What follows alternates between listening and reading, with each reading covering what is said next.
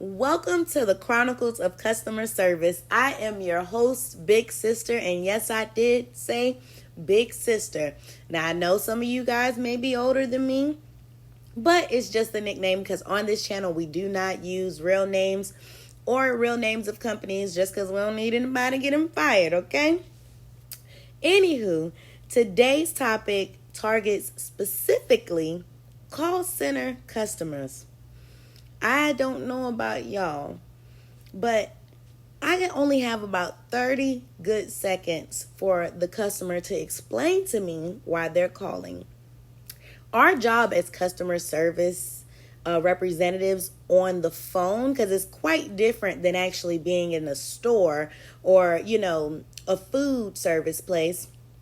On the phone, it's like you're constantly talking and listening all day. So when someone gets on the line and they don't get straight to the point, it kind of throws off the call. It kind of throws off my hearing. Like I said, only about 30 seconds, and then I call it the Snoopy effect. If you don't know what like the Snoopy effect is, it's when you just stop hearing and it's like want. I promise I do not mean to do it. It's just after like that time, I only have a short fuse. I used to think I was crazy because I'm like, why is my brain doing this? And then all of a sudden I'll just hear what the problem is. And I'm like, oh, okay, I can help you. After 3 minutes of you explaining, information that I didn't need to know. Because they'll call in and they'll be like, hi, my name is so-and-so. I've called this many times, and the first time no one answered the phone, and the second time I was on hold so long that I had to go into a meeting, so I had to hang up the phone. And thank goodness somebody called today, and blah blah blah and blah blah blah. So I would like to pay my bill.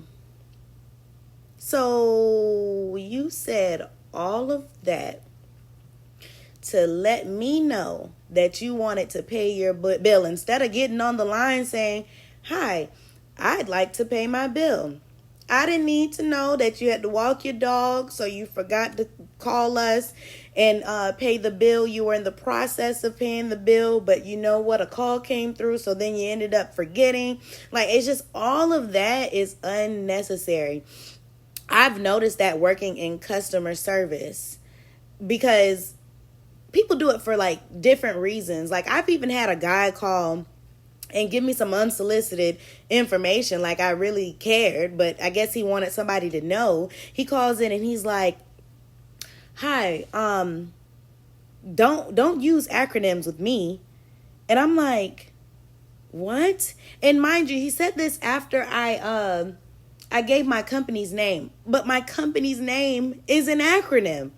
And he's like, don't use acronyms with me. I'm an English professor, so I know. So don't use acronyms with me. And I'm like, okay, professor. The name of my company is indeed an acronym. Thus the greeting. Like, at this point, you've already taken the call and like turned it for no reason. Like, it's people like that will make you like want to quit. That's it. Like, and I get it. Like, for people who have never been working in a call center or have never been in a call center environment, because it's very much so different than working face-to-face customer service. So I've worked in customer service for many, many years. I've worked in customer service even when I was in high school in the 10th grade. So I've been in customer service for a really, really, really long time. So I've seen different sides of customer service, whether that be in like working in retail or working in the food industry, or like I said, the call center. It's very much so different. Call centers, it's like some calls will make you literally, I remember every time I started, like it was like my first like week on the phones at a call center, because I worked at several, and I would always break down one time. It'll be that one call. I don't know if it's like an initiation thing that happens with me. I don't know. But I will break down crying. And it's like I know what to expect. Like the first time it happened when I got my very first call center job, it was like I was a baby. I'm like, oh my gosh, I'm crying in front of everybody. And I was like, it's called nesting, or I don't know what they call it at each call center, but it's kind of like, if you know what nesting is, it's like kind of like your training period where they're like watching you. They have like SMEs, which is subject matter experts walking around the floors. And if you have a question, you can raise your hand. They'll help you with whatever, question you're trying to answer or whatever you're trying to assist that person with on the line if you don't know it.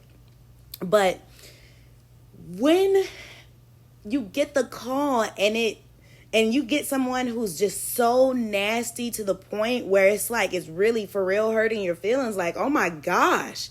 Like, anybody who ever like went from working in a store to working in a call center, please drop down in the comments like what your experience was, because literally with me, I promise it happens every single time I switch a company. And I don't know if it's like that training period where you're not on the phones and then you get on the phones and then it's like you get real people and you're nervous. Like, so when you're training, it's like this is your first day on the job or first couple of days on the job, and then you don't really know what you're doing, and you don't want the customer to know that you don't know what you're doing, because a lot of people, 9 times out of 10, when they get on the line and they realize that you don't know what you're doing, they're going to request to speak to someone else, or they're going to talk down to you like you're nobody. And that is a hurting thing, which is why like when you work at a call center, the key to maintaining and keeping the customer at bay is to fake it until you make it. Like, if you don't know what you're doing, you better place them on hold until you do.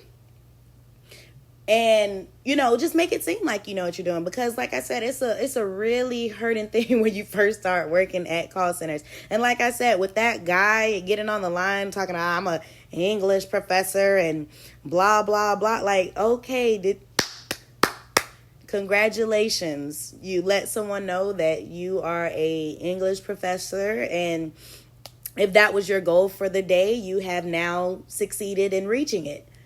Like, I really don't know what else to say. Like, the rest of the call, I mean, obviously I still was kind to the guy, but it was just like the way he came off was like, I'm an English professor and, you're not going to use those terms with me. Like, what are you even talking about, sir? So I've said all that today, talking about rambling. I've said all of that to say it's just, I cannot stand when people get on the line and just ramble and say random things or for no reason. Get to the point. I'm calling to pay my bill. No problem. Let me assist you with that. And move forward in the call, because a lot of people don't realize, okay, yes, we do have side conversations when we're trying to assist, and it'll be like, how's your day? And, small stuff like that. I've even had old people. Now, I'm not referring to them, because some old people I really do feel bad for. And it's like, oh my gosh, like, where are your grandkids or where are your kids? Because they will get on the line and literally some old people, and some of those calls will make you want to cry too, because they'll call and be like, oh, I can't find my account number. I haven't seen my son usually does this for me, and I haven't seen my son in X amount of time. And I guess I'm just going to try to do it. And it's like, you want to do everything you can for them.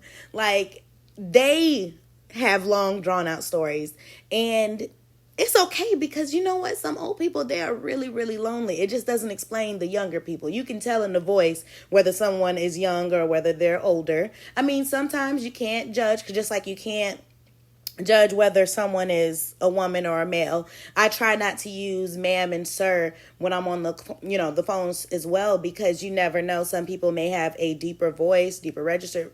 So you just don't want to use phrases like that. But you can really tell when someone is older and they need help. If they don't make payments online, they still pay by check. So you want to do your best. And if they draw out some, calls, okay, it's fine. It's the young people I'm talking about. The people who are well in their 30s or even in their 40s, you can tell. And some of them just nasty for no reason. They'll get on the phone and especially don't let them have a late fee or anything on the account, because they're going to be rude and have a long drawn out story, because they're going to try to convince you, and I never got this. They're going to try to convince you that they've tried to pay so many times and be rude about it, because they got to make it convincing so that way you waive the late fee.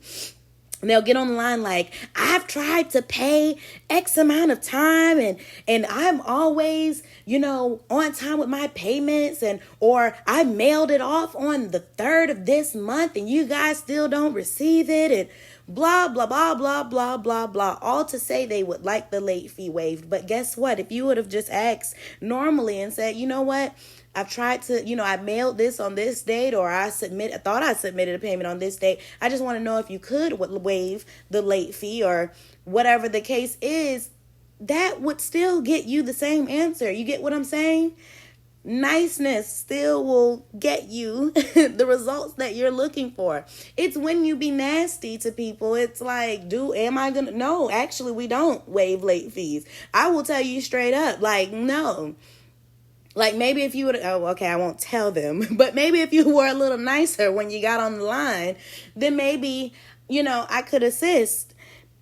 I get it. Everybody has a story to them. But as a customer service representative, we have jobs to do, and we have to, display our self-control, respect, but we also require respect as well. So when you get on the lines with these call center representatives, it's like, remember, like, pretend that they're servicing not just you, but your grandmother, your grandfather, your mother, your father, and they're older.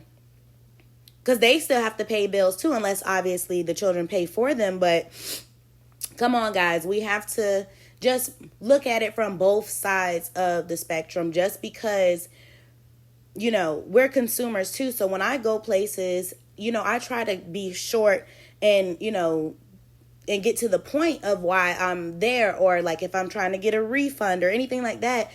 People have jobs to do and they have other people to service as well. So let's just keep that in mind. I won't hold you guys too long, because this is the first episode of this podcast, and I don't know really how I'm going to structure it yet. I'm going to try a few different things just to see what you guys like. I'm going to try without music. I don't know if you guys would like music in the background, if you would like extra sound effects and stuff like that. So I'm just going to kind of gauge what the audience wants, and then we'll go from there. Now, if you want to get your story read on this platform, you're going to send an email to csrchronicles@gmail.com.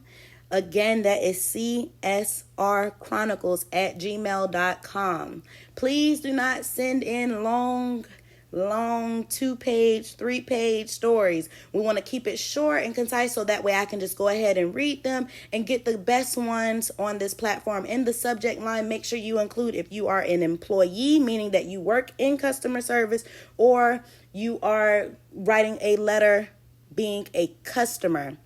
So make sure, if you have not subscribed yet, that you go ahead and hit that subscribe button, and don't forget to turn on the notification bell, so that way every time an episode comes out, you are the first to know. Again, it's your host, Big Sister. It's the call center. I done messed it up. At the end, it is the Chronicles of Customer Service, and we're going to keep that blooper in. We out.